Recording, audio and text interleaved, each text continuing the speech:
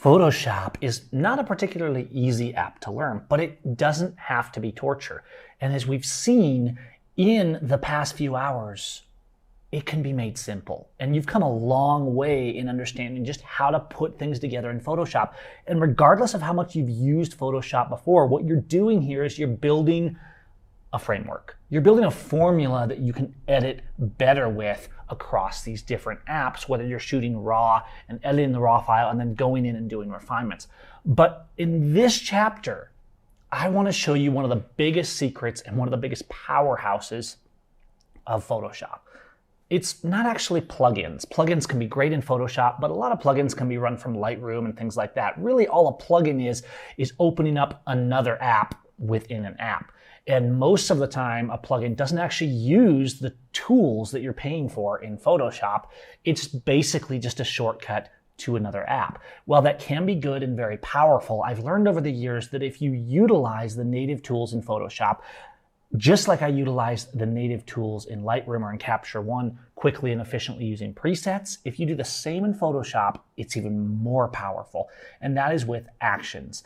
Actions are something that you can add to Photoshop, that you can download, you can buy, that you can download for free off exchanges. I, of course, make actions that are advanced, like BlackRoom, like Loomis, like Alchemist, like Emulsion. And what actions are is they're complicated scripts. For example, if I make an action, I might spend a huge amount of hours creating a certain look, getting all the layers just right, the combination of blending modes and all these different things.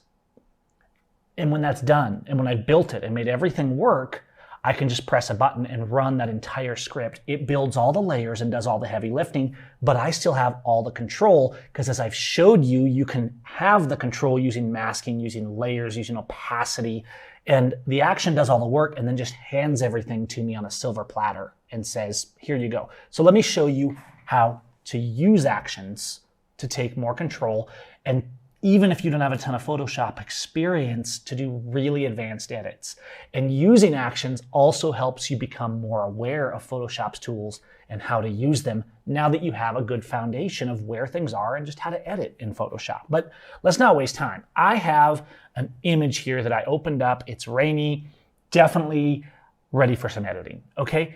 Up here in my current workspace is the Actions panel. But of course, as we talked about, you can open the Actions panel. If it's not open, you can see it's not checked because I'm actually using it as a flyout here. But remember, you can drag any of these out and make them their own panel. I'm gonna keep it as a flyout. Installing and managing actions is easy. You can go up here to the little three dots on the right of the panel, and you can click it, and you're gonna see your action options, which include load actions. So if you click load actions, it's going to say, hey, what do you want to load? And you're going to be able to browse to an action file that you download. You see that action files have this .atn extension, and click it and load it. Or an even easier way to normally load actions is if you download an action file, normally you just double click it and it's going to open right here. So if you download, for example, my Loomis collection, you unzip your download and you double click that file and it's going to open up right here in the Actions panel. But it gets better. When you're in the Actions panel, you can drag sets around and organize the way you want them, right? And you have these groups of actions that you can expand, much like we have groups of layers. But within these groups are all these different actions. So here's the actions that make up BlackRoom, but it seems a little messy and text heavy, right? So once I have everything sorted and all the actions where I want them to be, what I actually do is I simply go to button mode. I click the three dots, click button mode, and there we are. Now these are color coded because I've made them really organized, because when I build actions, I'm designing a system to make it as easy as possible for you guys. Not all actions will be color-coded, but you can move them around and change them using the options of any individual action by right-clicking, adding color labels and things like that.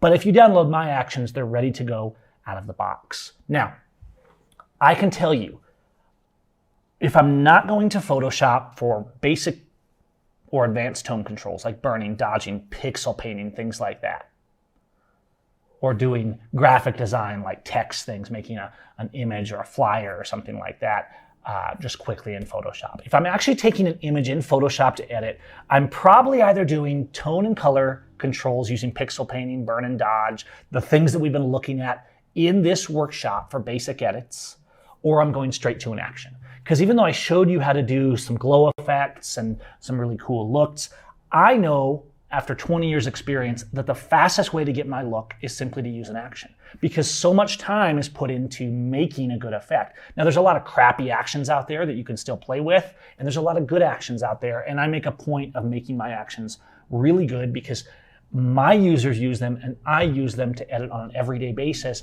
So I'm not having to build up 6, 7, 8 layers manually every time. It's good to know how to do that, which is why I've been showing you in this class how layers work. But most of the time, you don't have to. And so let me demonstrate.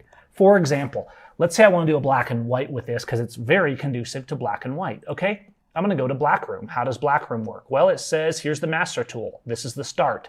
In this case, and not all actions work this way, but BlackRoom's a complex action set, and this is the shortcut. You click the red button, and you can see down here, BlackRoom is building, color coding, naming, and doing all the layer work just like that, right? All the way down to actually having a zones map that shows in real time what my zones are doing, and this zones map is the same as the zone map in Lumist, except in Lumist, you can actually take it further and select, edit these zones, lighten them. It makes luminosity masking so much easier. So BlackRoom connects to Lumist, and I try to keep all my packs interconnected to make a workflow system. Now, I'm demonstrating actions. You can use whatever actions you want, but if you want to do advanced edits easily in Photoshop, this is the way to do it. Whatever you like, whatever types of tools and actions you want to use, or even if you record your own, and you can do that, they will save you so much time. Okay, so I've ran this BlackRoom, which has built all these layers, right? All these layers, I now have control over the masks. I can control everything. And these layers are kind of describing what they're doing, the starting point, base mods, all this stuff. And this isn't a workshop on BlackRoom. I actually have a class for people that buy BlackRoom that comes with it, and it says, hey, here's how BlackRoom works. What I want you to emphasize here, if you like what you see, go check these out. But I want to emphasize here that actions do a lot of work for you. So now I can say I've converted this to black and white. That was part of this BlackRoom action. I can change things, for example, like how it converts to black and white, how the tone range is interpreted using the map, because this is a black and white map system. Now, how to make these maps and the best ways to do black and white is a system unto itself. And yes, you can just convert to black and white by using a black and white filter. For example, if I go down here and turn BlackRoom off, and then I just go down to layer masks, and say, hey, put the black and white layer mask. It's going to convert me to black and white, and I'm going to have the sliders similar to like we do in Lightroom to control the color channels and how my colors are mixed in my black and white. There's nothing wrong with converting a black and white this way, okay? So that carries on to what I showed you about using layer masks and things like that, and it's a great way to do it. The reason I'm using an action is because I want something more advanced than I can get with just a simple process of one layer. In BlackRoom, you can see I've built a group and there's all these layers. And now I can go in and I can, for example, run a foundry, which is like an action within an action. And yes, BlackRoom is very complicated, and so I won't get into it in terms of how it all works. But that's why we built this starter action, right? So I can build a starter action and then say, hey, run a light foundry mix to give me different black and white looks. All right, so I can say run the black and white street kick. And what this is actually doing is running a whole bunch of other actions that are down here in BlackRoom, changing these layers that we've already built and adding new ones to make our effect more dramatic and more dynamic. How cool is that? So if I were to manually have done all of this, even with all the years of Photoshop experience I have, it would take me so long to get this effect. It would take me hours. But the truth is, I would never get this variety of effects because I might spend a lot of time, someone else might spend a lot of time creating an action that gets a certain combination that just works. The beauty of an action is when you get that combination that just works, you can save it and you can use it over and over and over again, and you can refine it. And that's what I do when I build actions. So now I can say, hey, I've added this combination which gave me grain layers, it gave me ice plate, which is a sharpening kind of plate. It gave me grain layers that I can control. And just like I've showed you all the way along, I can adjust these. I can control the opacity. I could say, hey, here's the curves, right? This actually built in layer masks and adjustment layers that I can now edit. So I can click any of my curve layers that were built automatically, or any of the adjustment layers that were built automatically by this action, and now control them in real time. And because everything is organized, because all the work of organizing the layers has been done for me, everything just works because all those layers are in the right place to transparently carry down. The amount of control and care going into making sure all these layers work together is actually the same stuff that I've been showing you in terms of opaque layers at the bottom, and then semi-transparent layers with blending modes, and then above that, adjustment layers and masks and pixel painting and all this stuff. There's nothing so different. You can build something like this yourself if you want a specific effect. But regardless of where you get actions from, the key is that you have this control. In the case of BlackRoom, I can actually say, let's just reset BlackRoom. I want to start over with a new effect. I click the reset button, and I don't even have to use a snapshot. It just puts BlackRoom back to the starting point of a simple black and white conversion. And now I could say, no, let's run the Ansel Light Foundry instead and see if that looks better, right? So all I've done is I've gone up here, and I have reset BlackRoom and then just ran another combination to get a completely different variety of looks. And then I could say, no, let's change how those layers are blending the light by mixing the way the final black and white conversion in this stack of layers is working. And then let's add some different filters. Let's do an HDR base mod to change the underlying dynamic range. All of this stuff I can do just by clicking buttons. And in the case of this particular action set, it's just putting everything right where it belongs. Now, I guarantee you most actions out there are not going to be this advanced. They're not going to work together in tandem with every action in the set in the same way that these do, because I've spent years building packs like this.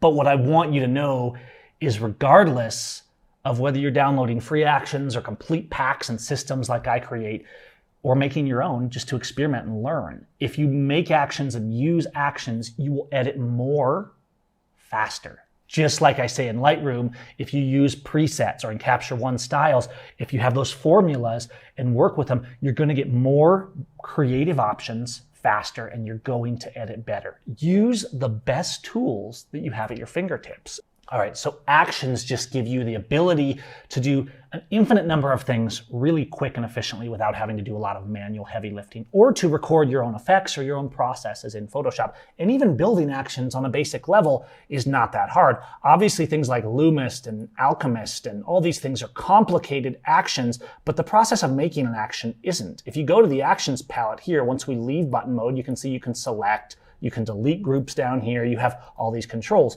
You also have the control to make a new group. And let's call this set 1 and just make an action, right? So we've made a group, like a folder, similar to the way we make groups in the layers panel, but in this case, it's an action. And then we're going to say, we'll create a new action inside that. So let's click the plus icon, and we'll call this just action 1, for example. All right, now, all we have to do is come in here and say, all right, let's record an action. You can see the record button's already on. I can stop, I can start, etc. the recording. Let's go over here to our layers. You can see that I have the top layer selected. I'm going to go down here to the adjustment layers, and we're just going to put a curves layer on. And let's take a curves layer and then just kind of tweak with the curves layer a little bit. And there we go. We've made a curves layer. Now I'm going to press stop right here on the action recording. And you can see we've recorded this into an action.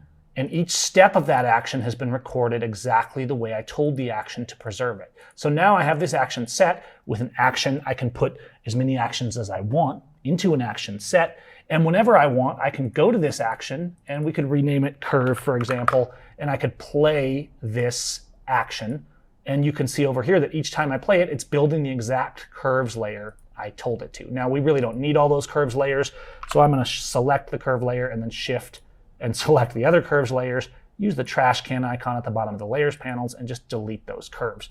You can see, though, from this that a simple action. The concept of making an action isn't hard. In fact, at that point, you could select your action set, go up here to the three little lines in the menu, and you could save out that action pack anywhere you wanted on your computer to then share with other people. The beauty of actions is complete control and consistency, but you'll see that when you start using more advanced actions like some of the ones I've showed you, that control and consistency is not just control and consistency. You get an immense amount of subtlety and control. So for example, I could say, hey, I like the black and white, but now I want an emulsion look. So I'm going to go down to the platinum emulsion set, which I also have loaded, and do a platinum look. So let's say, all right, let's run platinum emulsion 3.2 action, and that's going to build another group of layers that is going to give me a platinum